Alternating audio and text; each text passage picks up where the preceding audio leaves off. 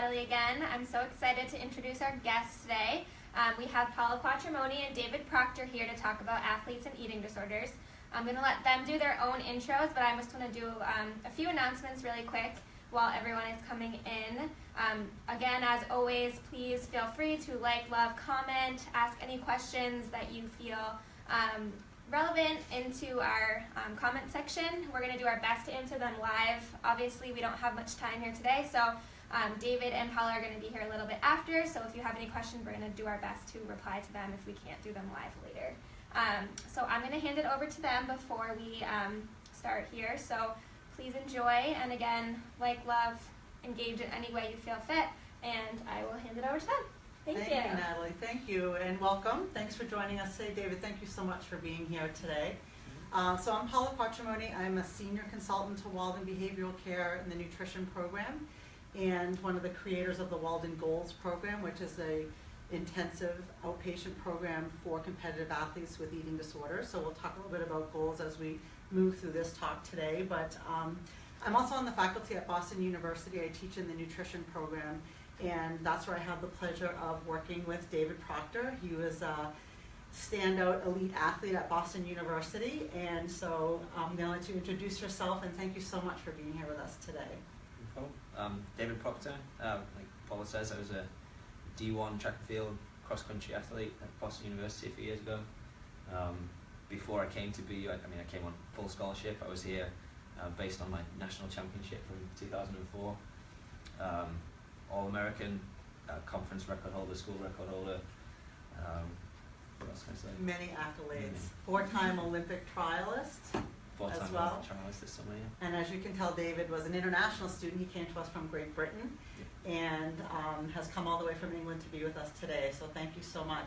So we're here to talk about eating disorders in athletes and why are athletes at 2 to 3-fold increased risk of developing an eating disorder compared to the general public. And there are so many things in the sport environment that contribute to increased risk, as well as interpersonal characteristics of things that make you a great athlete, a great competitor, very disciplined, very committed to sport. Sometimes those things can get in the way of self-care and wellness and proper fueling for sport. And so those are some of the things we're going to talk about today by illustrating David's story. So I mentioned that we have this program at Walden now called the Walden Goals program. David was not treated at Walden, but we worked together for a period of 5 years when he was an undergraduate and through graduate school at Boston University. And a lot of what we did in the program that we built on our campus to help our student athletes is what has been rolled into what we're trying to do at the Walden Goals program from our interdisciplinary team that we put together. So a lot of the things that David will talk about today, again, very much has informed what we've built here at Walden. So David, can you talk a little bit about what it was like for you being a competitive athlete, experiencing an eating disorder when you were trying to perform and be your best in sport? Yeah. Well, like I said, I came on full scholarship, so obviously immediately there's an amount of pressure that comes with that, being flown in from another country to represent the school for 5 years or 4 years on full scholarship. It's not cheap to go to Boston University, so I did feel a lot of pressure to be able to perform in basically justifying the cost and the expense of that scholarship. So immediately, as soon as you arrive on campus, it was I have to perform, I have to be at my very best, and whatever I need to do to be at my best has to happen. With 1 or 2 interactions with coaches and with other people, obviously I'd never had any nutritional, never been taught anything, never really understood anything about that previously to college. So I got there, and obviously weight then became a factor, and I figured I needed to take control of that, and taking control of it meant being as light as I could possibly be to compete at my very best. There were a lot of other pressures as well, but from a nutritional standpoint, that's what I felt I could control and I could take charge of to really do my very best, and that was the perception that I came out from. Yeah, so you made some dramatic changes, you dropped some weight in a pretty quick, short period of time. What was that struggle like for you though, in terms of how did it affect you physically, emotionally, socially?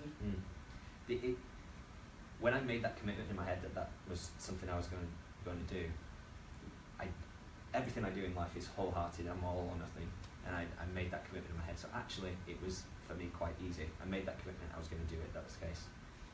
It needed to be done in my head. I had to do this. I had to drop the weight. Had to get myself to as light as possible so I could race as fast as possible at the expense of everything else.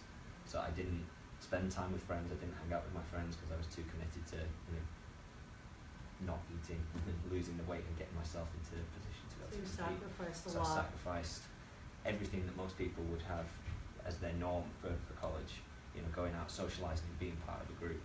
And that to me was not as important because I was so passionate and committed to my running and to the fact that I got this scholarship that I needed to do everything I could to be the best I could. Did you have some physical manifestations or injuries or things that happened to your body as a result of what you were doing? In the early stages, no. I remember it was just kind of concentrating so much on the numbers, on the figures on the scale to try and lose the weight, get down to a certain number and figure on the scale, that would then somehow translate into higher performance. Mm-hmm. But eventually it catches up with you. Eventually it catches up with you and you're tired, and I couldn't actually then compete at the same level, and I had to miss certain classes because I was too tired and I couldn't walk to class as easily as I used to. So it was just eventually it catches up to you, and that's when you can realise it's something going on. Was there a point where you realized this is not going so well, like I might need a little bit of help here? There's some signs. Yeah, I mean, like I said, I was tired a lot and exhausted a lot of the time, but I saw that as a necessary consequence of what I was doing. But the specific example that I always tell people is that I got so hung up on figures and eating at times of day that I remember not allowing myself to go down to eat for dinner at 5:30 in the evening because it wasn't 6 o'clock, and I was exhausted and starving from a day of starving myself. 5:30 I couldn't go downstairs because it wasn't 6 o'clock. I remember the fact that I'd let this control me and take over to the point where I couldn't allow myself to eat half an hour earlier was it just felt like there was something going on that I wasn't in control of anymore. Yeah, it shows the rigidity of the rules that you had to live your everyday by. Where did you turn for help? Like, what was that like for you? Was it easy? Was it scary? Yeah. How do you ask for help? I had no idea. I had no idea where I was going to go to because, like I said, I'd never had nutritional information before college. Came to college and I was involved in this now, and I knew something was going on, but I didn't really know what to do, so I kind of kept it to myself. I do in a lot of things anyway, and looked around to see what other people were doing and reinforced my behaviours based on what I'd seen other people do, other people successfully. Eventually, thankfully, you came to talk to the team, so I figured you were someone who knew what you were talking about. And I kind of went down from there. I'm really glad that you came in at that point because I would have been struggling for a long time. I'm really glad too. So we met in like October of your freshman year, which was, just remarkable because it gave us the next 5 years to work together. And I think some of the people that I helped, connect you to as well made a real difference in terms of a turning point for you. So can you talk about sort of some of the importance of working with a team, because you worked with me and you worked with a sports psychologist, and sort of what that was like for you? Yeah, like you said, there's so many factors involved in it that there's not one specific person that would have all the answers to every question that I would ever have. And I had no nutritional understanding, I had no psychological understanding of what was going on. And I think as a scientist, my background is the more I can understand, the more I can work with. So I think having you to help me with the nutritional side, and then Amy who did all the psychological side, helping me understand what's going on in my head, athletic trainers, what's happening with my body, what's happening when I'm tired, when I'm hungry, what happens. Having all that information come from different areas and put it all together gives you a wider understanding of what's going on, because these things are not just about food. Absolutely. They're not just about weight, they're not just about the numbers. There's all sorts of things going on, and to have a multidisciplinary team help me with different things, every different question that I had someone to answer it. Right. And if it was because the worst thing is if I'm sitting with someone who I see as a professional and I would ask you a question that wouldn't be your specialty area, you may not be too comfortable answering it, but to have those people around makes it really... Right, you don't want to come away with your questions unanswered. And as an 18, 19-year-old coming to college, let alone coming to another country, being so far away from your support system, like how would you know the answers to these questions, or how would you know really how to feed yourself and meet your huge nutritional needs as an athlete with what you were putting your body through with your workouts, which were also at a much higher caliber than they were even when you had been in high school training. So it's, you see how much of a pressure cooker it can be for you know, a young adult to try to figure that all out. Do you think you could have overcome this on your own? I would have tried, but I don't think so. Because the thing is, if you're not informed and you're not educated and you don't have those questions answered, you kind of keep going around in circles in your head and relapsing and answering your own questions with information that might not be correct. And they could be fueled by the media, they could be fueled by rumours, they could be fueled by sort of social norms, and not necessarily applicable to athletes, especially trying to compete at that level. And those are all the things that really do sustain disordered eating behaviors, because there are a lot of things that are marketed and targeted at you as a competitive athlete. You might see teammates doing things, or you know, on the women's team that's so close with the men's team, for example, and that's how these can be really quite contagious behaviors. One of your greatest achievements in sport came 10 years ago last week. This is a big anniversary week. 10 years ago last week, David ran the mile in under 4 minutes on the track at Boston University, and it set a facility record, and you are one of only 2 collegiate men in the US to run a mile in fewer than 4 minutes, which is amazing. And as if that were not incredible enough, the thing that I want to point out is that you accomplished that at a weight that was 15 pounds heavier than you thought you needed to be the best runner you could possibly be. 15 pounds. So what do you learn from that? What do you take away from that? Or what would you share with the audience about your thought about that weight number?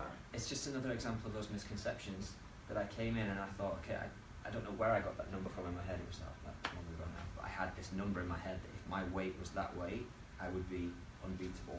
And it just wasn't true. So through the work that I did with you and with Amy and with everyone else, you kind of learn that being at that weight isn't ideal. There's a reason I need to be at this weight. What are those things? And you get there and your head follows and you get to that right weight, and suddenly you realise you're not tired anymore, you're feeling a lot stronger, you're able to train harder and train longer, and all that then comes together and you put together this magical performance that I'll never forget. And You'll never forget. You'll never forget. It was amazing to watch that video post from 10 years ago. And, you know, but you're right in terms of even your mental clarity at the start of that race when that gun goes off, because there were many races prior to that when you were psyched out before the race even started. And so the strength, the power, the self-confidence, the comfort in your own skin and your body, even at the weight that you thought you didn't want to be at, was really where you needed to be to experience that kind of success. And just being able to shift my understanding and where my head was prior to a race, because before I would go into races saying, well, I ate lunch yesterday and I feel a bit overweight and I'm not going to race too well, or am I at the right weight for this race? Am I light enough to race well? To a place of, I've fueled myself, I've trained hard, I'm going to race well. Yeah, it's that shift in that mindset and your confidence, absolutely. And so you prove to yourself that thinner does not equal winning. Exactly. That it's really all of those other components. And that was important for me, that feedback, going from that position where you've got these misconceptions, you believe one thing, disproving those beliefs through positive feedback. And experiencing it. Like if I just told you, you might not believe me, but once you experience it for yourself, it really turns the corner of, you know, yes, this is really where I need to be. I mean, I remember about 8 years ago, one of the first interviews you and I did was with WBUR. We were interviewed by Robin Young for the Here and Now segment, which was a really cool experience. And I remember her saying to you, David, you know, what is this like, having an eating disorder? I mean, it's a woman's disease. And I was really taken aback by that at the time, because as a professional, a nutrition professional, I know that it's not just a woman's disease. But, you know, what would you say about that, being a male who's struggled with an eating disorder in your athletic career? It absolutely doesn't just affect the women. I know there's a lot of men out there that are struggling with the same thing. And for me personally, my motivation for it was athletic performance. And if you do have these misconceptions, these beliefs that lighter equals quicker, then if you're committed enough to do it, then you'll do it. That doesn't make a difference whether you're a man or a woman. If you're passionate enough about something, then you'll do it. And it's not just runners as well. I assume it's other sports as well where weight is a factor. If you're committed enough, then you will do that. Yeah. Definitely not just women. Does it make it harder, do you think, for a male to come forward and ask for help, or to let other people know that you're struggling? Yeah, but again, it's that social stigma around it that it's a woman's disease, and if, just because I'm a man, am I less likely to experience it? No, but am I less likely to talk about it? Yes. Just because I couldn't necessarily go to my coaches to talk about it, because if they're the same, like, man up, it's a woman's disease. Yeah. So the funny thing is that actually being a man made me as committed as I was, but then you're seen as you need to man up. I didn't appreciate that. So it was difficult to come forward and initially start to talk about it because of those social things that were in place. But I had to realise it was about me and what I wanted and who I wanted to be, which was the best athlete I could be, and I had to do what I had to do.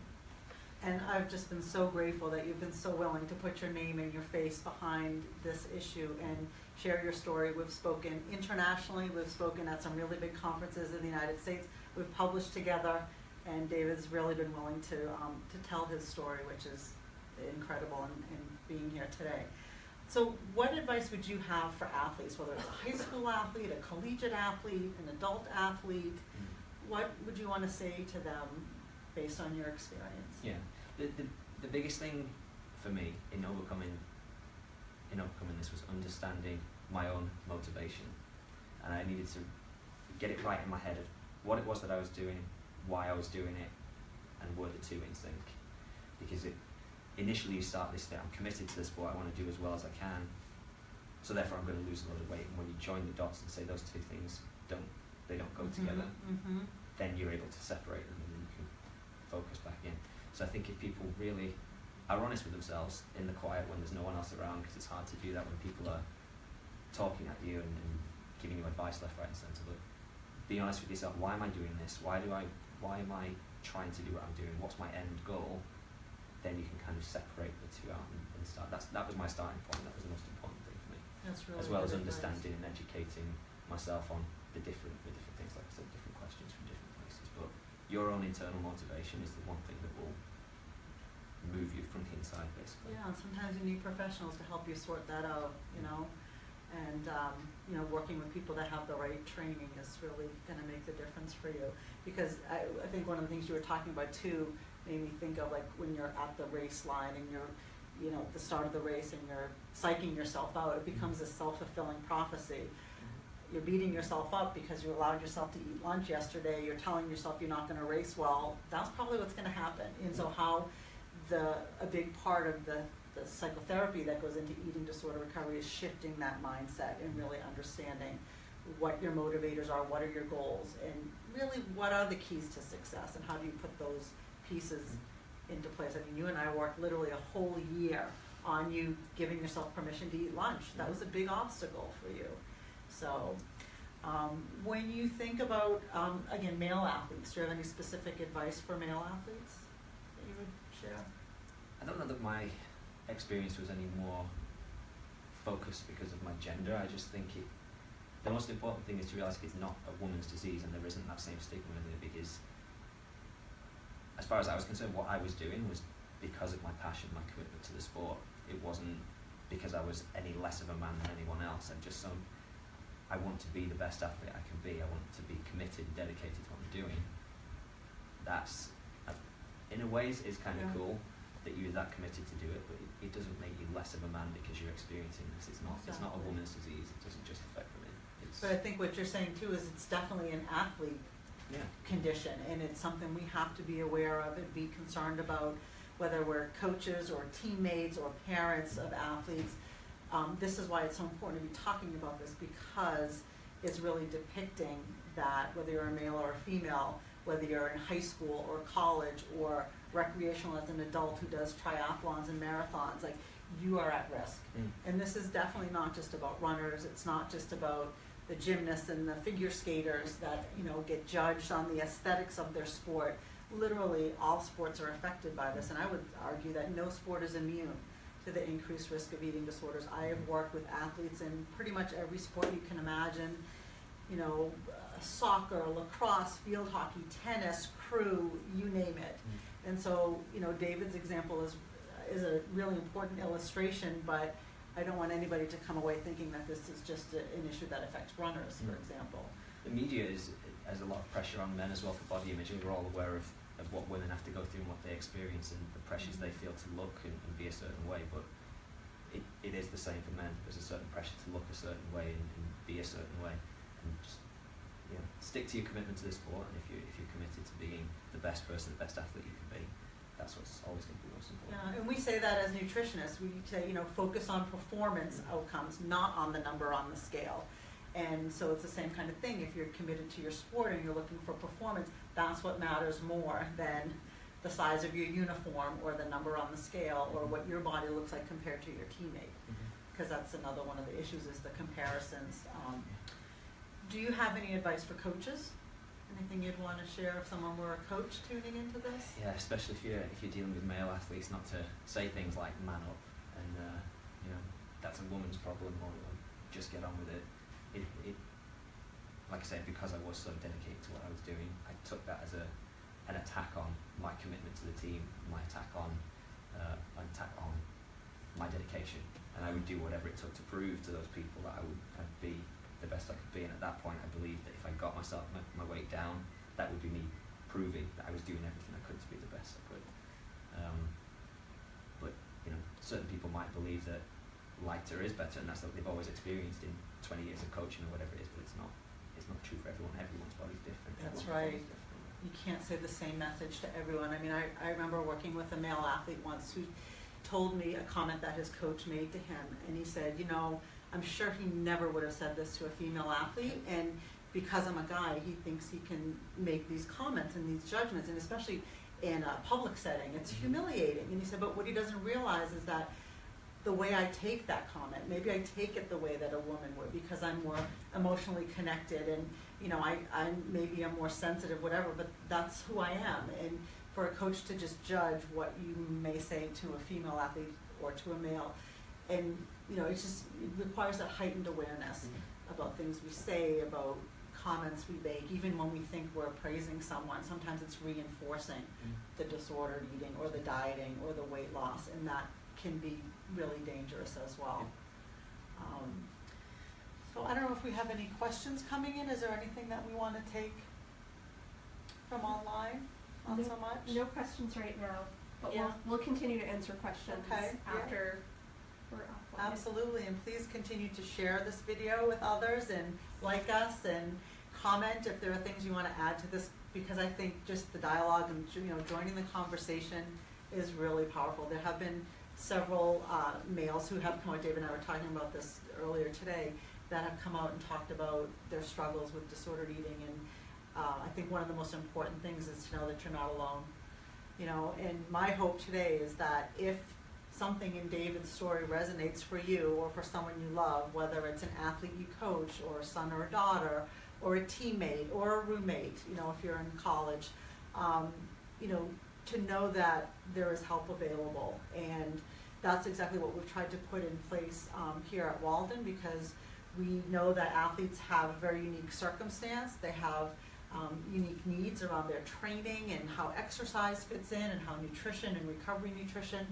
And so bringing together a multidisciplinary team of psychologists, mental health clinicians, nutritionists, sports psychologists, exercise science, and how we work with coaches or athletic trainers or strength coaches in the community, and you know, really trying to improve the situation and build the life skills for the student athlete to be able to recover from disordered eating and to really turn the tide, you know, David, as you've been able to do. So that's the Walden Goals program. You can find it at WaldenEatingDisorders.com/goals. And David, I mean, obviously you're living an incredibly successful and fulfilling life now. I mean, can you talk about how rich your life experience is now that you've moved through Yeah. some challenging times? Yeah, I mean, my focus now isn't on those things anymore. That I don't let these things consume me and my life be affected by them. I travel everywhere, so taking all different cultures, and I'm still competing. I'm in my 30s now, but I'm still competing at high level, and I'm still enjoying it. And it's, I think these skills, the fact that I went through this and I learned what I learned from the people I interacted with, really helped me, and I use them every day. These skills every day, so I'm in a much happier place. Truly are life skills. Yeah, so David competed in his 4th Olympic trials last June, and you have the Worlds in Great Britain coming up in the coming year. Is that right? Yes, they are this year. This year. Obviously. Very, very exciting. So, well, thank you guys for joining us today. This was really an awesome conversation, and I hope that you will continue to weigh in on this, and we'll keep the dialogue going. And check us out, the Walden Goals program, and you know where to find us if we can be of help. Thank you.